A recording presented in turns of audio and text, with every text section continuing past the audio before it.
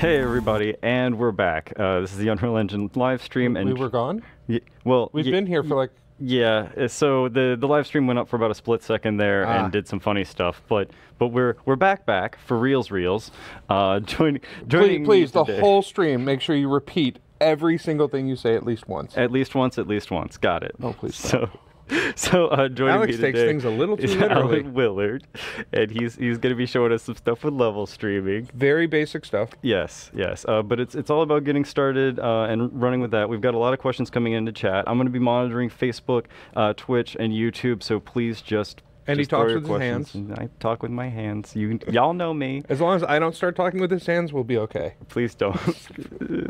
Okay. Well, we're going to hop right into the main screen before I get my hands grabbed. I'm not going to hold your hands. You say that now, but... I say that now. So what I'm going to use as kind of the framework for this is the talking with my hands thing. They can see you. It's okay. We're picturing. Yeah, picture. I know. Okay, cool. Is the content examples, level streaming, persistent level. So for those of you who don't or haven't taken a look at level streaming, the core concept is that you have a persistent level, and that is when you first start the game, we load a persistent level. The persistent level then has the logic for loading any sub-levels or streaming levels. For something like a Gears of War linear experience, you tend to have like a chapter of the game or an act of the game is a persistent level. You progress through, and as you move through the world, in a linear fashion, we load and unload levels before you get to them and after you leave them. We'll also have things like doors that close and can't be reopened, collapse of a bridge, something like that, that we then use to basically say, you're never going to go back. So we now know it's completely safe to unload everything behind you, freeing up memory for you to progress further in the game. And then we'll have an end of the persistent level, the last streaming level. Once you have finished that, we then transition streaming levels, persistent levels, sorry. And that lets us load up a whole new set of logic and core experience for the player to progress through. So the streaming level example and content examples is kind of a snapshot of some of that behavior. To start with, I'll just play it and run through it real quick. So you can see there's nothing visible past here because it's waiting for me to reach this point to load in the next chunk of level. It's a series of volumes just in the level as we're kind of flying around. See, and you can each see one's obviously colored and things like that. Yeah, and you know that they're there because you've seen the level beforehand. But I like how they added the level streaming sky back there. Yeah. Just in case Oh, what's look, all this you're blue? not seeing. Yeah. Yeah. One common thing that people will eventually pick up on is that we don't necessarily have to build streaming levels in kind of the linear checkerboard pattern where I'm going from A to B to C to D. We can also use the system to split levels up between different disciplines internally. So say you've got a level that has all of your geometry, so your core world, and then you might have an atmosphere level that is always going to be loaded alongside, but isn't necessarily part of the same level. And that's kind of what you're seeing here with the streaming level sky in the background. And then we can have kind of a vertical slice of levels where you have the mesh, you have audio, maybe a scripting, and then we might even subdivide that further and still load them all at the same time, but that lets one person work on one chunk of the environment simultaneously with another. So I can be doing audio layout or effects while Alex is working on lighting or something like that. We're still working in the same space. We're not stepping on each other's toes now because we've partitioned out the work. Exactly. We still have to check in and sync to the latest version of each other's changes when we're on see our SVN or Perforce, exactly. what have you. So internally, that's what we would do. We use Perforce primarily, and yes. I'm working on meshing. Alex is working on audio, and we sync up at some point to make sure that our changes aren't clobbering each other. Oh, quickly, I forgot to mention at the beginning of the stream here, people are already asking what version and what we're in, like project-wise. This is content examples. All we did was open up the level streaming map, so we can just show you around and explain things. It's got a lot of pre-built content, so it's a lot easier for Alan to show it off there. and the version that we're in is 4.15.1. So that's where we are today. Sorry about that, Alan. Just No, wanna no, make sure that totally fine. everybody out there could keep up with us. So to the vertical split, this can be used in conjunction with the more linear A to B to C progression that you'll see in some games like Gears of War and others. So we use a combination of those, and they don't have to be contiguous with each other. You can have, say, an audio level that spans almost the entire, or even the entire persistent space that may only get loaded or unloaded in special circumstances, or scripting, or even lighting and things like that. So a lot of our splits are based on the type of content, when we need the content, how much content we're loading and unloading. We tend to move things between levels during the course of development to make sure that things are visible at the right time, that we're within our memory budget, things like that. So the first thing you'll need to do when you're building a persistent or a streaming level setup is you'll need to open your level browser, and this is where you can see all of the levels that are going to be or possibly be loaded during the course of gameplay. The persistent level is the one that you'll actually open for the most part when you're working. You'll open the persistent level. It knows about all of its streaming levels because the data that you see here is taken from the persistent level. And then all of the different level types are here, and you can see what type, whether or not they're currently visible. If you need to get into their particular level blueprint, you can do it that way. Whether or not they've been modified and can be saved, and the level color. So the wireframe can be colored based on which sublevels you're currently looking at. So there's a couple different ways that we can load and unload a map. There's the level level volumes, level streaming volumes, and those are basically I am inside this volume of space. Which levels do I need to be loaded, and all that's additive. So if you happen to be standing in 2 level streaming volumes, the levels from both of those will be loaded. So if you expect to have, say, kind of a almost nonlinear area where you could be coming in or out from different directions, you may have a couple of different level streaming volumes set up to make sure that no matter what direction you come into the area from, the correct levels are loaded. So that is reflected here. So I have a level streaming volume here. Whenever I'm within the bounds of this level streaming volume, whatever sublevels are associated here will be loaded. If I leave this volume and nothing else tells the engine to keep this level in visible and in memory, it will unload the map. And you can see that when I play. When I cross into that volume, the next area becomes visible. When I back out of it, it disappears.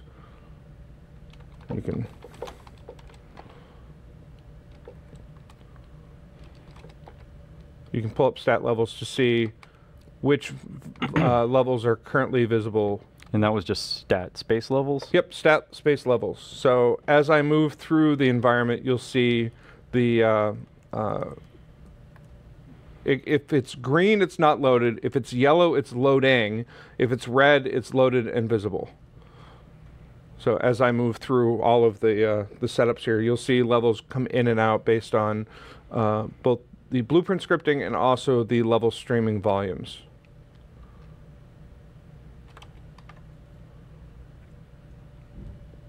Now, when a level is unloaded, all of its collision data is unloaded as well. So if you do happen to get to a situation where you're not in the volume, but you're entering the space where the meshes are, the engine, unless you put collision data into the persistent level, because that's never unloaded during the gameplay unless you explicitly unload it, you're going to fall through the world. If your AI traverses into that space, they'll fall through the world. That's exactly what I was going to say. Is I've dropped AI off of my worlds by walking through a level stream before and forgot to keep some sort of persistent ground collision so that they, even though I can't see them, they can at least navigate around the corner. Right, to get to me. And that goes to your nav meshes as well. Yes, we tend to put them in the sublevels so that as they load, they automatically connect to adjacent. But you can also do it so that you have your nav mesh in the persistent level, the problem then does come that if you do happen to unload collision data and your nav mesh doesn't get updated, the AI is going to think that they can traverse this empty space and they'll fall through, and your game's not going to work quite correctly. So setting up a level streaming volume is not too terribly difficult. So you select your level, and you can actually select streaming volumes that are associated with this. And then you can make sure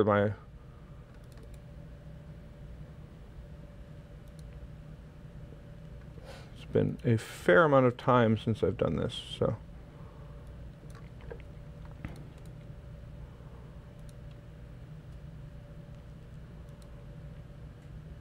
It's funny, I actually don't remember how to add a level to a streaming volume. Oh, it's not just add plus on the plus sign? Yeah. I'll be there. I will Google like the wind for you. Thank you. It's been sir. years since I've actually had to set up a level streaming volume from scratch. So while Alex looks that up, I'll talk a bit about the blueprint side of things. So when you get to this point, this is where blueprints start kicking in to take over loading the levels, and that's why there's a couple of different volumes. They're a little hard to see because they are orange on orange. But if I go into my sub-level for, I believe it's 2. Oh. Let's see here. I'll find which level these are in. There we go. So when you touch this, it calls the load streaming level blueprint or blueprint function, which, because it's latent, doesn't fire its completed until the level has loaded correctly. The way it knows which level to load is you literally type in the name of the level. As long as it's in the correct path in Explorer and in the engine, and the name is correct, it will load when you touch this. And this is pretty important because if you get if you mistype it, it's going to fail to load. It's another thing to kind of keep an eye on. Yep, case and all that matters. So if you open up the other menu, I can show you under the window. Alex is going to teach me. Levels. So you click on the levels drop down. See it says levels. Create new or add existing. Well, that's adding a level 2 that's already, it's not loaded. I'm looking for adding a level to a streaming volume. Oh, is it not in the details menu on the right there, where is that where it says streaming levels? See the details. No, you can't add from here. That I know. Okay. Yeah. All right. If that's not it, then I will go back to search.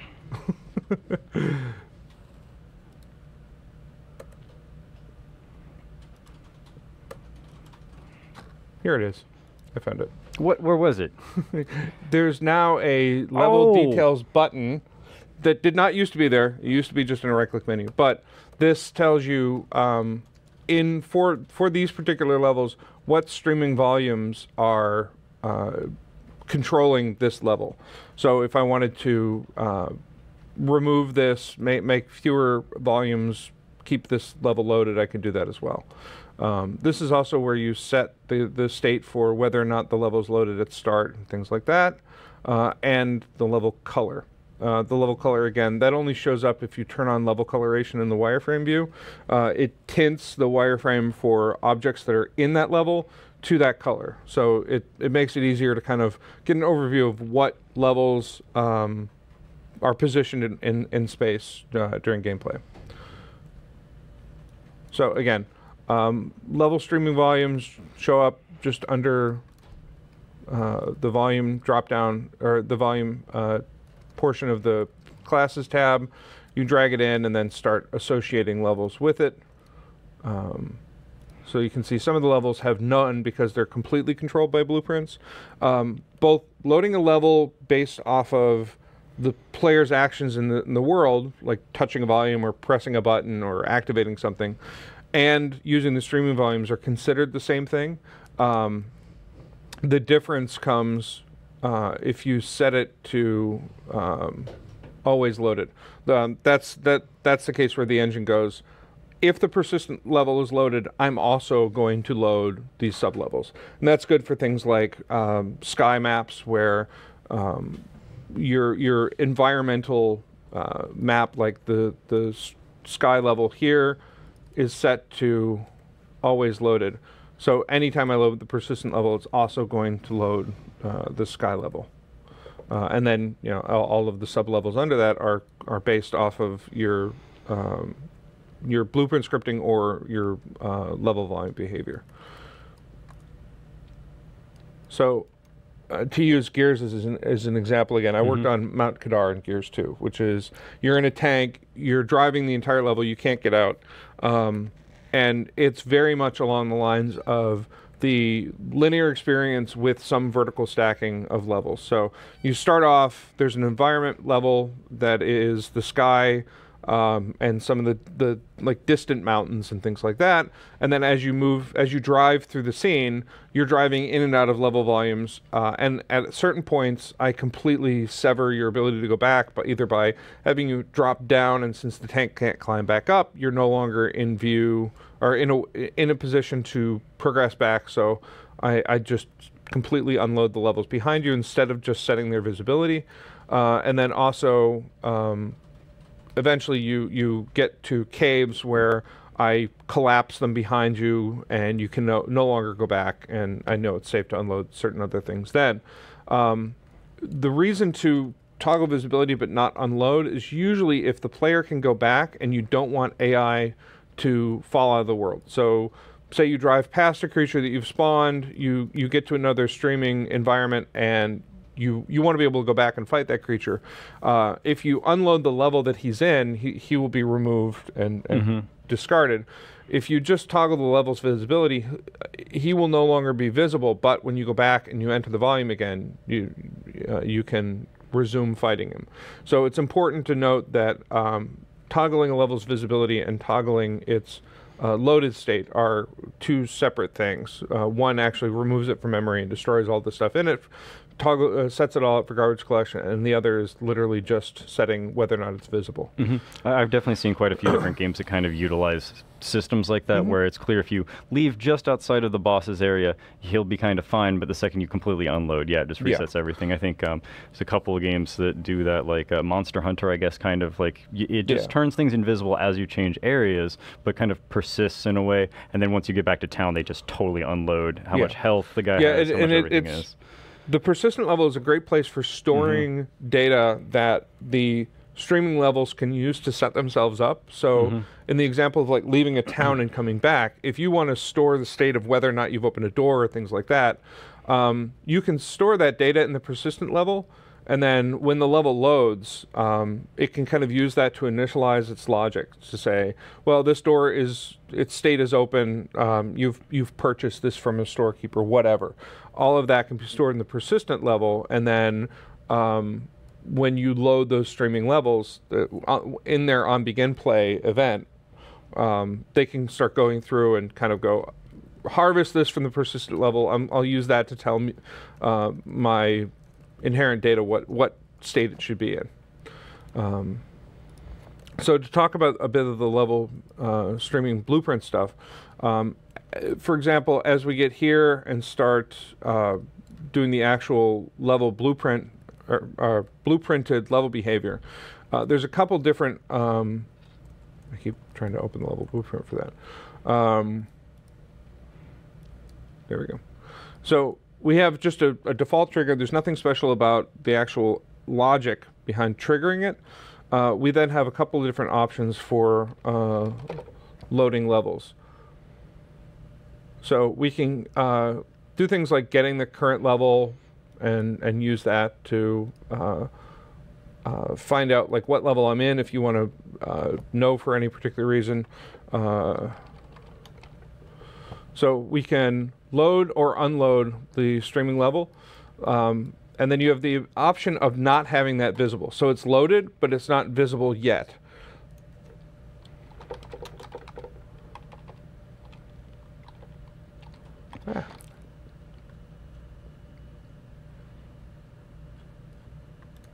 And then here, for example, get rid of that.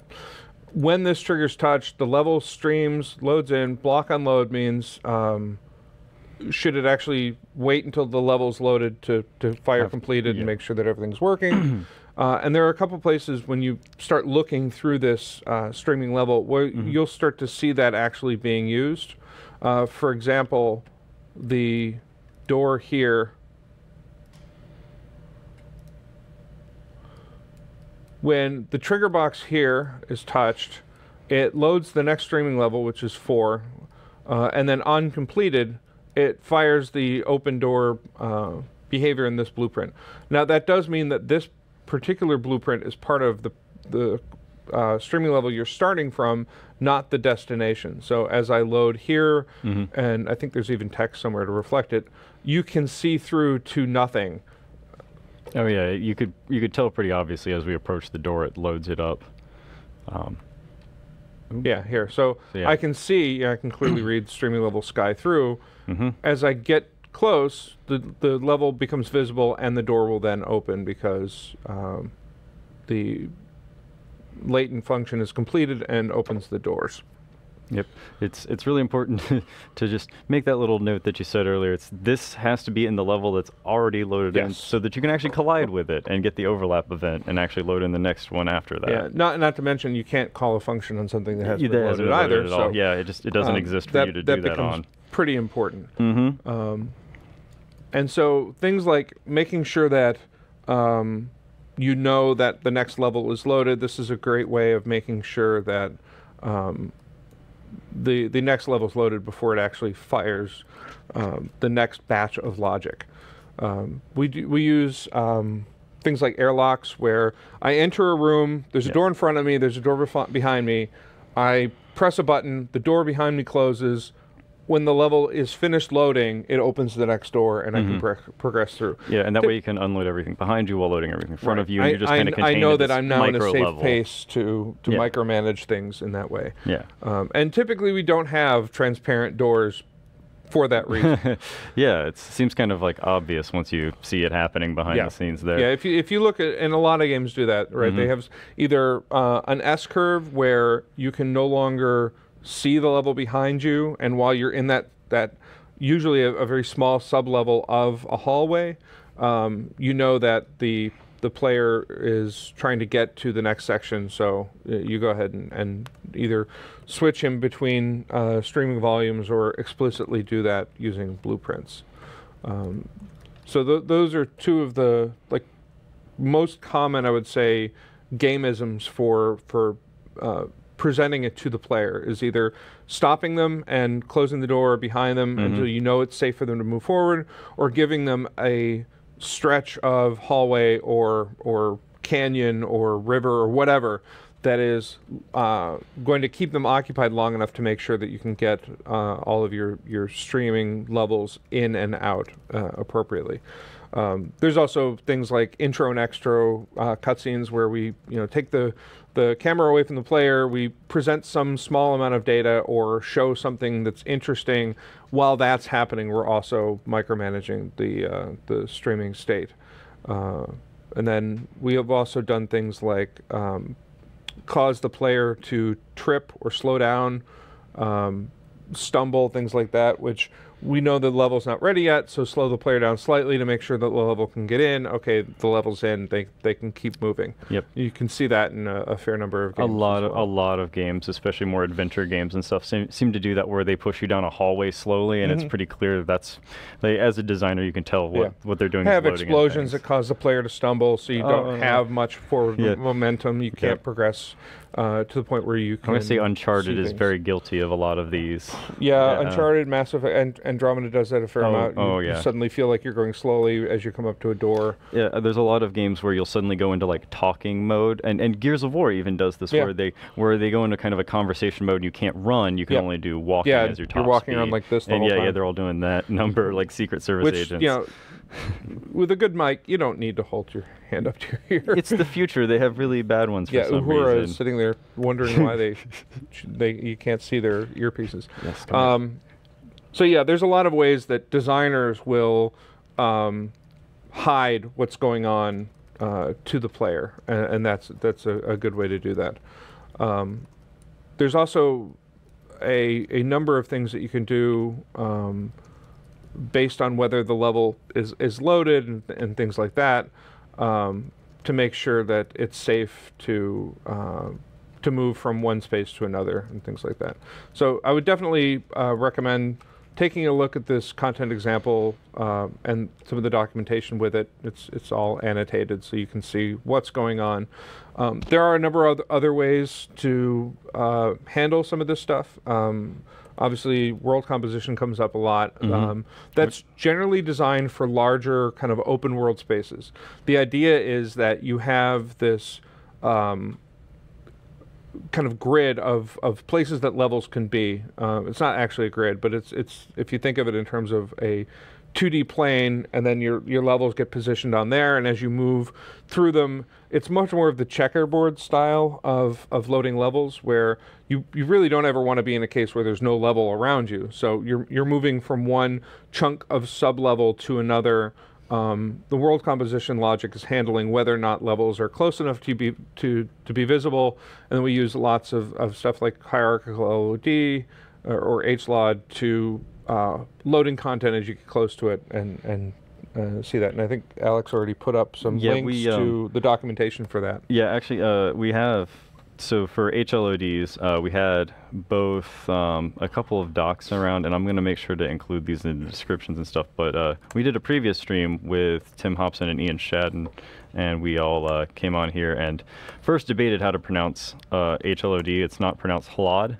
No, by the way. I prefer HLOD, just so that you still get the key consonant of H, and then LOD to let you know that, but yeah, it's a land of destiny. But we did cover HLODs in another stream. And the for world composition, that one's going to have to be a future training stream, because that's like a whole tool set all of its own. It's a massive system. And it's really great. And I believe you were telling me it was designed kind of for a large world game. Yeah, the idea was that, like, when you're doing a linear experience, and use Gears because it's got kind of the key components for that, it's a finite set of interactions. The player is likely to be along this path, and it's not trivial, but it's manageable to set up the interactions in a way that the player is never really aware of what's going on. In a more open world setting where you can literally just pick a direction and start traversing at whatever speed the player is allowed to move at, the interactions and the amount of micromanagement goes up dramatically. So it makes a lot more sense to have a system that handles that for you, and then the designers are informing the system versus having to build that from scratch every time. Plus, as a system, there are a lot of things like optimizations that can be integrated that make the whole experience better. So for the more kind of free-form, open exploration type environment, whether it's something like Mass Effect with a big planet, or an MMO or something like that, where your player could just conceivably wander off in a direction, world composition is the intended solution for that. It's definitely for kind of stitching together the large landscapes, etc. We had kind of a few questions about that, and when we get to this, I'll just kind of point back to this. But we do have a couple questions very specific about this. Code Wing asked off of the forums, can we build / dynamically generate levels and stream them into the game, or would you do it differently? And I believe the answer is do it a little bit differently. Yeah, there's a couple different kind of approaches that I would look at in terms of that. One is having the blueprint logic in the level. Like I said, the begin play gets fired when the level gets loaded. So you can have a level that essentially has its own random behavior for setting itself up, right? If your level is built out of blueprints that have different configurable options, you can have your begin play in that sub-level set things up differently every time that level is loaded and unloaded. So that's one possibility. The other is there's actually a blueprint function for load level instance. And this is different than load streaming level in that load level instance basically creates a new copy of the level and adds it to the current environment. You can see it takes not only a name but a location and rotation, and it says whether or not it's successful. You can get whether or not the level is loaded and whether it's visible off of this. And this is the, I'm going to piece together levels based on logic instead of based on the explicit level browser. So as long as you know the name of the level, and you could easily have a list of these levels. So this is just a level name. No, right-click promote to variable. Yeah, I see what you're going for. And then, yeah, you just click make array out of that. Yeah, I mean, normally I would just or you can just make an array, yeah, but yeah. Whatever it is. So if I wanted to have an array of variables, I could get. Yep. Exactly. And through this, you can create what is procedural generation using the level system. Yep. Now, obviously, you'd want a lot more structured logic than just randomly getting a level. It'll be fine. It'll be fine. Yeah, Just slap levels together. It'll be fine. What could possibly go wrong? But this would let you have something like the level is created for you. You know, I have a menu, I select a level, and the level just appears in front of me in game. Whether it's, you know, I'm doing some magical portal thing where I'm picking what environment I'm going to go to and going through it like that, or whatever. But because it also gives you a location and rotation, provided you know the layout of the level or can derive that from something, you can basically build up your environment out of pieces that may not necessarily look the same the next time. You could have, you know, random seeds like I've got here, where you're just picking one from an array, or it could be cyclical, so, you know, A, then B, then C, then D, and not have to have those part of the level browser. So this is this is probably your best bet as an approach to dynamically building up an environment. You have X number of pieces that are somewhat modularized. They you know how they need to snap together, and you're using this system to like rotate them 90 degrees and attach them and build them that way. Awesome. Formula E has a follow-up to this. What is the memory impact of using low-level instance? If I have two instances, does that mean double cost? It's not double cost because of the way we do instancing, but it is going to increase the cost of having the levels loaded. And stat level and stat memory will give you an idea of that. Because for every unique instance of a static mesh, let's say you have 4 pillars in a row, you load the core pillar mesh into memory once, and then there's a certain memory cost for each instance that tells the engine how to render each of those instances in their location with whatever properties you've defined for them uniquely, things like that. So it's not the exact same memory cost duplicated, but there is going to be some overhead. Yeah. So it's a level space stat, or sorry, stat space level, and then it's stat space memory. I'm not sure if it's stat memory or stat mem. Oh, I just like to always make sure that stat memory. Stat space memory. So cool. You can see how much memory is being used. You can see which levels are currently loaded and unloaded.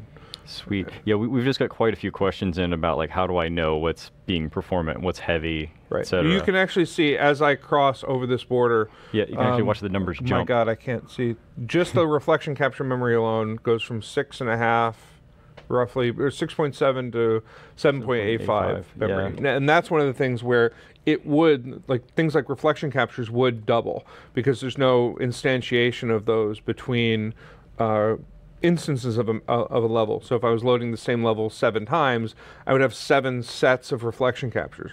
But the actual core static meshes that make up the level may not be loaded into memory the same way. I would incur a small cost, but not a geometric cost to the, or a linear cost to loading them. All right. Same thing with kind of a cost question here. Do you have kind of offhand what the difference is between performance-wise hidden and unloaded level, or a hidden level versus an unloaded level? So, and I guess unloaded is there's no cost because it's just gone. Yeah, unloaded. Well, there's some cost during the unloading process. The unloading process, of course. The CPU is working to unload the level. Yes. The biggest difference between loaded and unloaded, or visible and loaded, if it's loaded but not visible, it's still in memory. There's still the engine still is maintaining the state of these objects. It's just not showing them to you. So level visibility is much more on the GPU side of things, whereas level loaded is GPU and CPU and memory. Yes, Alex is waving at whom? No, someone in chat accused us of actually being a simulation of UE4 unless I waved at them. So. Well, I mean, we've got animation blueprint that sets that up. This is all procedurally generated. Literally, Alex is sitting behind us, puppeting both of us. Even Clint's commentary in the chat is all just procedural generation right here. Well, we did just release the photorealistic example content. So we actually have that new. It's I call it Twin Bust. It's not actually Twin Blast. Yeah. It's his twins. Which went through a lot of iterations. Oh yeah, so we'll cover that one on Thursday too. But yes, new content out there. All right. Let's see here. You want to hit some more questions? Yeah, we've got quite a few here. So. Quite a few people are, of course, asking if I have some logic that must be processed before new areas streamed in, are there events I can use to trigger that? Well, that's, again, if you look at the, specifically in this example content, the door here, right? The door itself, I can... It's like a series of kind of switches in a way where it's like... Well, it's not even that. It's the... Then... I'm just going to slide. I keep trying to grab the... So in the level blueprint, when the streaming level loads, this is what's called a latent function, meaning it doesn't progress until the function is completed. Yep, and you can tell that because there's a little clock on it. Yep. And so that means it has to when I mouse over, before it'll says go to complete. Latent. Yep. Stream the level with the level name, calling again before it finishes has no effect. What this means is that I can call this from tick, and it's only going to do it the once. And it will only fire when this is completed, which means most likely you would never want to do this from tick. But it means that I know that once this is visible and loaded, it's going to fire off this behavior, meaning that I can rely on this particular chunk of logic to say it's now safe to call further behavior because the level has loaded successfully. The level instance has a out success boolean, and it returns an object that references that streaming level. So here's where you can go is loaded, get this basically the same boolean that says it's successful. But if you're doing this somewhere else, like if you have a portion of your blueprint that's just handling level loading behavior, and then you also need to know elsewhere whether or not the level is successfully loaded, you can just reference this, promote it to a variable, for example.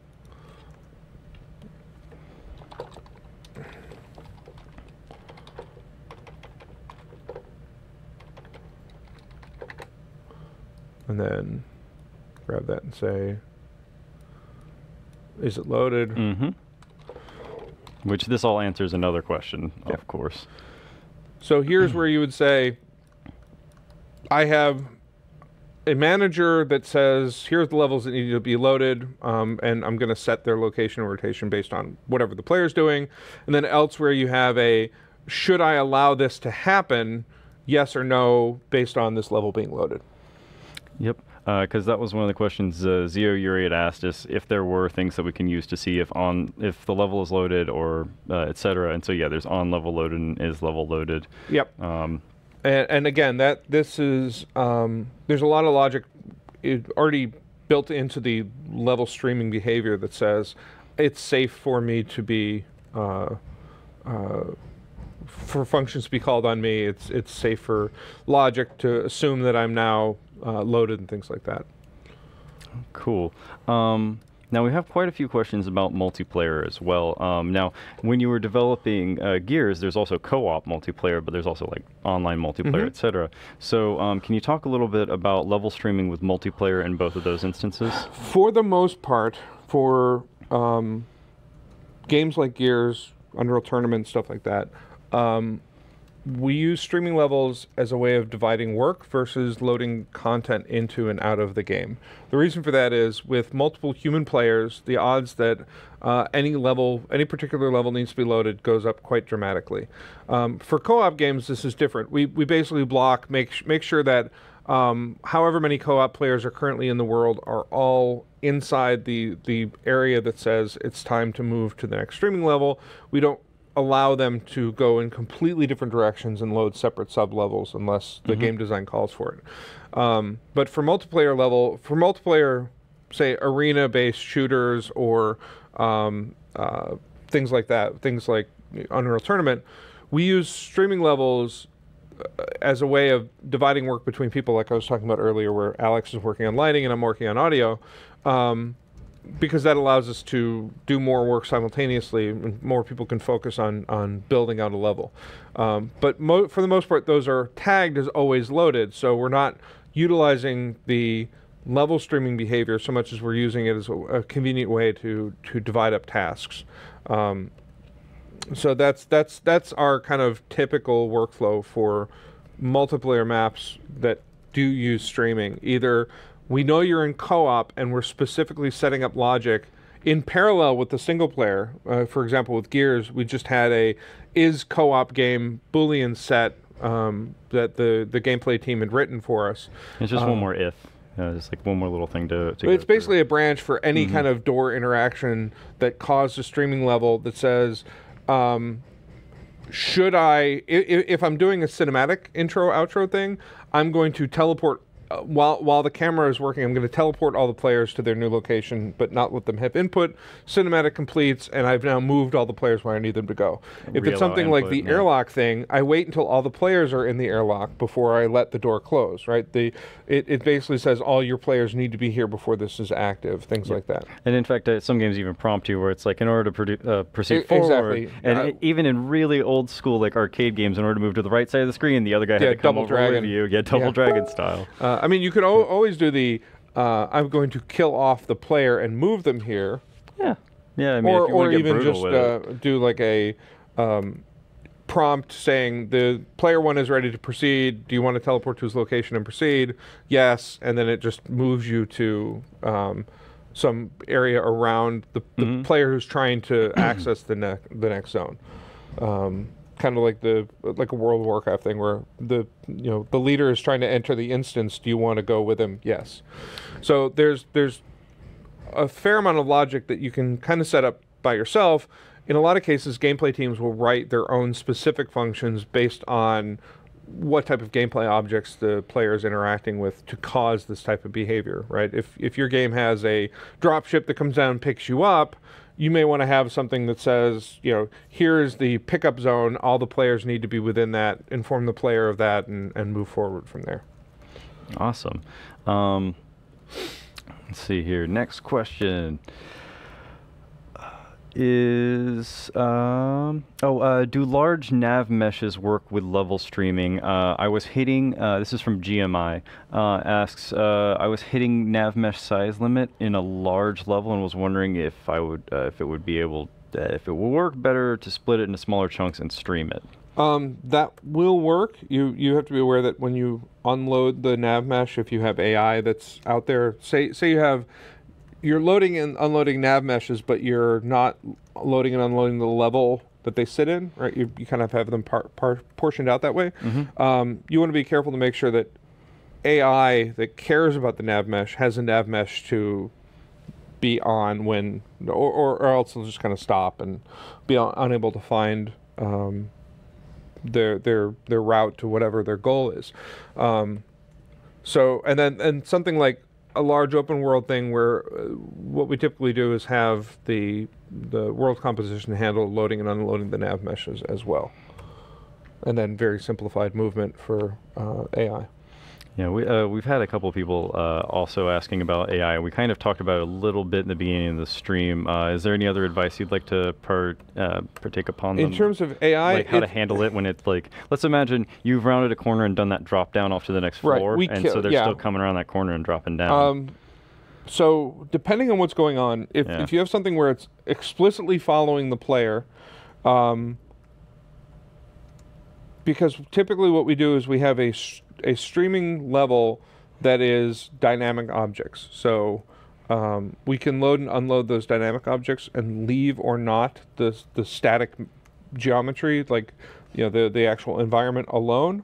So that lets us kind of micromanage whether or not the AI is going to be allowed to continue.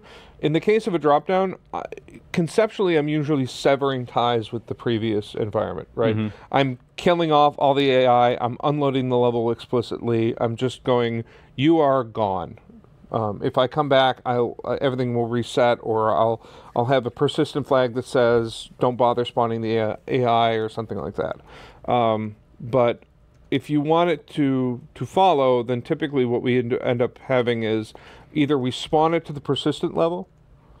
You have like a remote function call that says something happened in the sub level, and in the persistent level, I want to create AI that's going to live basically as long as the player at that point, unless I explicitly kill it off. That way, it's taking advantage of the fact that I can now unload the streaming level that initialized this behavior and not lose the AI creature itself. All right. But you have to be careful with the fact that the AI is going to be looking to have collision with the world and a nav mesh to find its way in. If you unload those things under it, you're going to end up with the stranded AI taking up CPU cycles and doing nothing of utility. Yeah, if it's just kind of off there running around trying to navigate, but or if it's just sitting still, occasionally pinging, trying to find its route. I mean, it's not like you're going to eat up a third of your CPU doing that, but that kind of thing is cumulative and does add up. So you want to be careful not to orphan your AI as much as you can get away with. Don't orphan your AIs. Yes. I kind of like that as a phrase. I mean, you shouldn't orphan people either, but AI is important. Yeah, they might turn evil one day, and Skynet exactly. and all that. All right, so next up, Matzaog.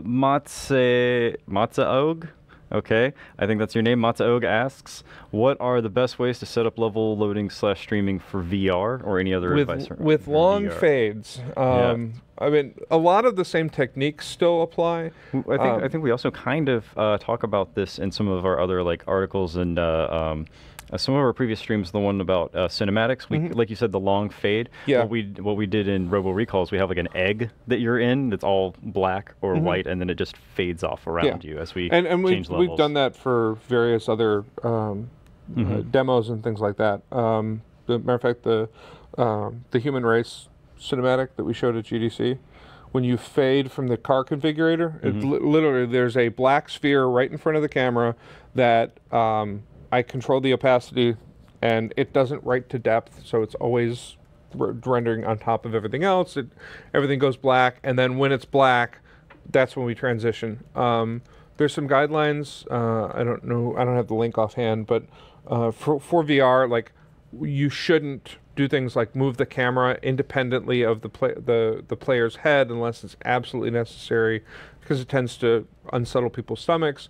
The same with teleporting transitions. If you look at Robo Recall and a number of other games, you don't teleport in a single frame. There's a fade, a transition to help your inner ear kind of stabilize and not have people get uncomfortable. The same is true for level streaming, right? If you are in VR and you grab something that should transition you to another level, your safest bet is to fade off. When the fade off is completed, do your level transition and then fade back up, over 2 or 3 seconds, to make sure that everything is smooth for the player and for their equilibrium. Yeah, otherwise you're going to throw them off and make them puke. I mean, making games isn't about making people throw up. Yeah, at least not for me. It's important. I mean, unless it's like a primary mechanic of your VR title, I think. In which case, you need a very different environment than, say, my living room. Please don't play those kinds of games in my living room. Cool. The next question we have on here. Let's see. Mateo again asks, are there any ways to get rid of hitches when using low-level instance nodes? That's challenging because a lot of it has to do with what you're loading, right? If you have a lot of content that gets loaded all all at once, the engine has to handle it somehow. There's a couple different ways of ameliorating that. One is to make sure that you don't load large amount of content all at once. You can sequentially load smaller pieces. Another is to not have a lot of physics active immediately on the assets that you're loading. A lot of hitches with level streaming are related to either a large amount of content coming into view all at once, so suddenly your GPU thread spikes up, CPU spikes due to large amounts of content being hitting the I/O bus and loading, plus physics initializing, which typically is a pretty big hit to the CPU, and AI. Don't have everything spawn at once. Have things spool out over time so that you have some kind of you're spreading the hitch out and making it less obvious to the player. And that's something that we talked about also in the Robo Recall stream about the guns. When they were firing the shotgun, for instance, not everything fires on the same frame, Right. and they did that so to prevent hitching, since it's not spawning basically, everything at the once. less you do instantaneously and simultaneously, the better things like hitches and things will be. Exactly. Next question up on here. Streaming level on dedicated server. Streaming levels always. Oh, hang on. He reworded this question, and I think the rewording is a little bit easier and better on you. Okay. Can I set up the streaming levels to always load on a dedicated server and use client-side streaming volumes for the clients to load/unload in the streaming levels? I had thought we did that already. Did we already cover it? I thought so. So the idea being that the dedicated server can, like AI can navigate on the dedicated server. Okay. And the client side is, the client receives data that the AI is moving correctly, but doesn't have to have the same content loaded. But I don't know the correct answer for that. All right.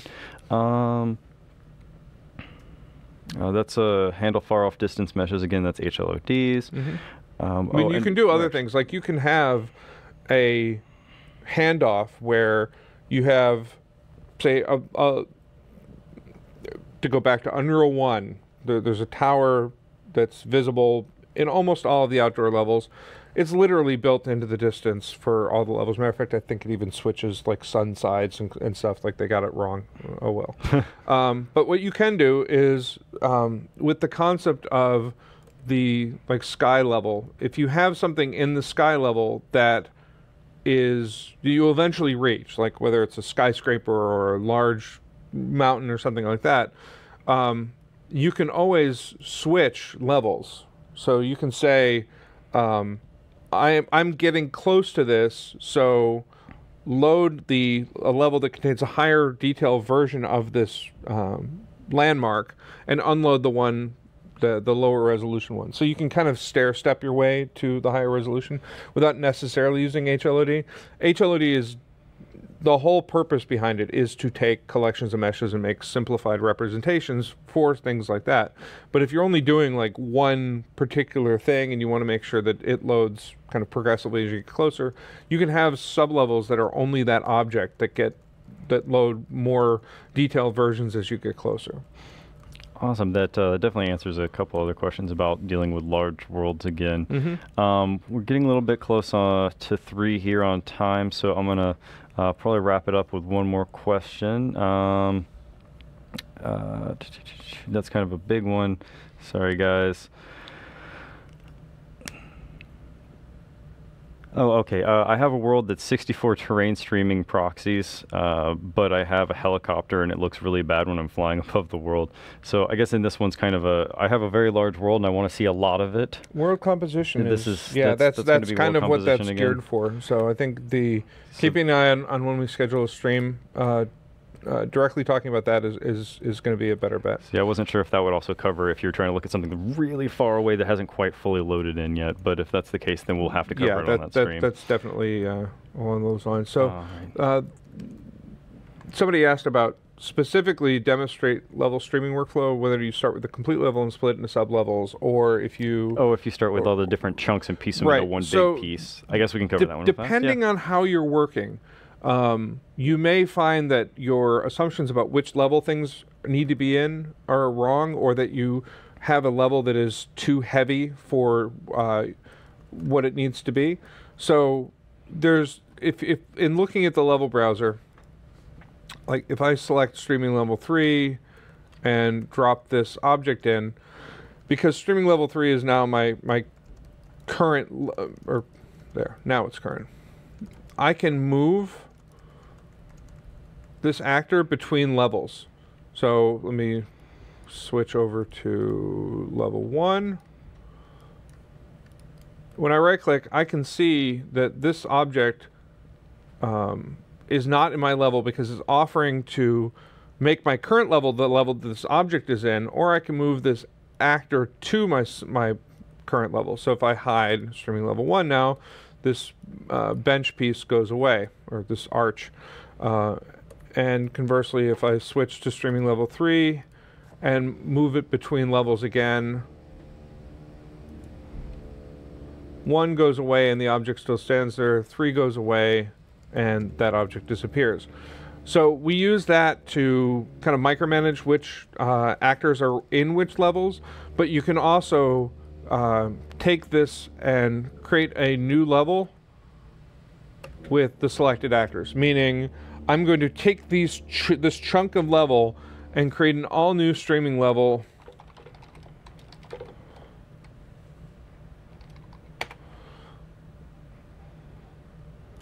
that it will automatically add to. So the only thing in this streaming level is this one actor. And then I can say you happen to be always loaded, and now my persistent example and streaming sky are always going to be loaded no matter what. So if I came all the way down here, again, all of this geometry, it doesn't actually have to be in, like a checkerboard pattern where it's in this part of space, therefore it must load and unload. I can easily micromanage that and say my little level prop here could be the tower we were talking about.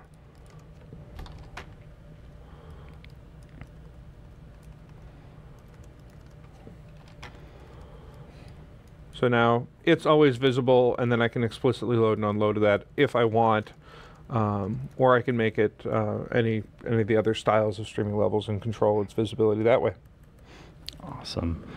So that is how we take existing levels and create all new streaming layouts. You can either chunk it up further, you can create a new level from scratch and begin working in that and populating it. And that's generally speaking when we're doing our initial pass through is I'm going to start with a persistent level, I'm going to create a sub-level, drop a bunch of stuff in, visually move off to the side, create a new level, drop some stuff in, and so on. And then I'll start going back and refining what is on which side of either streaming, whether this thing should be in a new streaming level and visible longer, things like that. And then the streaming volumes control, based on where the player is, which of these things should be visible and which of these things should be in memory. Awesome. It's really good to have all that info out there now. That's about what we have for time for today. So thank you so much, Alan, for coming on. You did it on kind of short notice, and you rocked it. Thank you so much for bringing all this information to the people. I forgot how to set You things forgot up in the one button. Yes. The one button. It's okay. Every now and then there's a button. Well, no, or that whatever. button didn't exist the last time I set up streaming level volumes. So in my defense, it's been a few versions. It had been moved. Yeah. And actually, I don't think we've had a stream yet where we didn't have a developer come on and actually have to like sit here for a second and be like, where is that thing? Oh no, I'm not surprised, and I'm pretty sure I've done it myself. Check out some of our previous Robo Recall streams where we have like Jeff Ferris come on here and be like, I didn't even know that existed in the engine as Nick Donaldson's doing stuff. But yeah, it's a lot of fun to check these out. Please come check out content examples. This is the streaming levels map. You too can follow along with this stream. We'll have the YouTube archive up. Don't forget, like, follow, subscribe, hit all the buttons all around us in every direction and all that. And we will see you on Thursday button right here. For we will see you on Thursday for the spring UE4 Jam results, and also it's not working. No, there's buttons on the back. Don't touch the buttons. You just said push all the buttons.